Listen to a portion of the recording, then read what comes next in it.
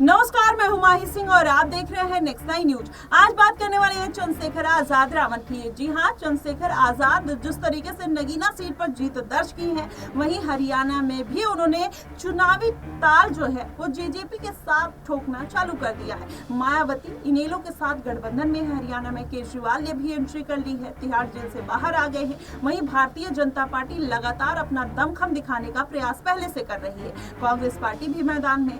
ऐसे में अगर देखा जाए तो उत्तर प्रदेश में जिस तरीके से चंद्रशेखर आजाद ने पहली बार ही नगीना सीट पर जीत दर्ज कर ली, क्या अलग अलग राज्यों में उनके उतरने से उनकी लोकप्रियता बढ़ेगी या कम होती हुई नजर आएगी? ये सवाल इसलिए खड़ा हो रहा है क्योंकि चंद्रशेखर आजाद जिस तरीके से उत्तर प्रदेश में लोकप्रिय है, अलग अलग राज्यों में उनको अपना कद बढ़ाने के लिए कहीं ना कहीं बेहद मेहनत करने की जरूरत है। ऐसे में उन्होंने जेजेपी के साथ गठबंधन भले ही कर लिया है, लेकिन क्या उस गठबंधन का फायदा मिलेगा? जिस तरीके से जाट वोट बैंक पर दुष्यंत सिंह चौटाला अपना कब्जा रखते हैं, क्या वो दलित वोट बैंक जो 20 से 22% है हरियाणा में, क्या उनको साधने के लिए चंद्रशेखर आजाद को दुष्यंत चौटाला ने मैदान में उतारा है? क्या मायावती के समीकरण को बिगाड़ना चाहते हैं? क्योंकि अभय सिंह चौटाला के साथ मायावती गठबंधन में है। ऐसे में चंद्रशेखर आजाद ने उनको उनके भाई की पार्टी में उतर कर कहीं ना कहीं पूरा समीकरण मायावती का बिगाड़ दिया है। अब ऐसे में माना यह जा रहा है कि हरियाणा में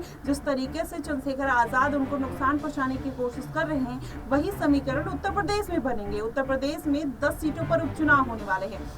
चंद्रशेखर आजाद पहले 2 सीटों पर चुनावी मैदान में उतरना चाहते थे, लेकिन उनका मन बदल गया और वो सभी सीटों पर चुनावी मैदान में उतरने के लिए तैयार है। अब माना यह जा रहा है कि करहल और बिजनौर सीट पर चंद्रशेखर आजाद की नजरें बनी हुई है। देखना यह होगा कि मायावती को कितना नुकसान पहुंचाते हैं या अखिलेश यादव और भारतीय जनता पार्टी के लिए कितने खतरनाक साबित हो सकते हैं चंद्रशेखर आजाद रावण। लेकिन अगर उसके साथ ही देखा जाए तो इस बार जो दलित वोट बैंक है वो चंद्रशेखर आजाद के खेमे में ही जाने वाला है और मायावती को हो सकता है बड़ा झटका लगता हुआ नजर आए। लेकिन उसका फायदा अगर देखने को मिलता है तब जब चंद्रशेखर आजाद और मायावती दोनों एक दूसरे के साथ गठबंधन में आ जाते और यह गठबंधन कहीं ना कहीं दलित वोट बैंक को एकजुट करने का सबसे बड़ा साधन हो सकता था। लेकिन चंद्रशेखर आजाद और मायावती अकेले ही चुनावी ताल ठोकने की तैयारी में है। उससे ये कहा जा रहा है कि ये राह इतनी आसान नहीं होने वाली है मायावती के लिए। और वहीं चंद्रशेखर आजाद कहीं ना कहीं अखिलेश यादव के लिए भी मुश्किलें खड़ी कर रहे हैं। और इस बार के जो उपचुनाव हैं, कहा यह जा रहा है कि इस बार के उपचुनाव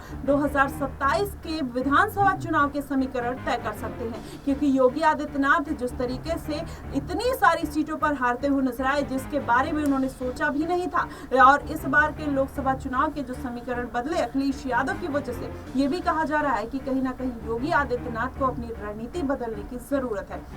अगर वो रणनीति चंद्रशेखर आजाद और मायावती की वजह से खराब होती है तो भारतीय जनता पार्टी को और भी बड़ा नुकसान देखने को मिल सकता है। और देखना यह होगा कि ये नुकसान चंद्रशेखर आजाद के ऊपर भारी पड़ेगा या अन्य विपक्षी पार्टियों के ऊपर भारी पड़ता हुआ नजर आएगा। आपको क्या कुछ लगता है कि चंद्रशेखर आजाद इस बार के विधानसभा चुनाव जो आने वाले हैं और इस बार के उपचुनाव में किस तरीके से प्रदर्शन करते हुए नजर आएंगे? आप हमें कमेंट बॉक्स में जरूर बताएगा। फिलहाल के लिए बस इतना ही। देश और दुनिया की तमाम खबरों के लिए हमारे साथ बने रहिएगा।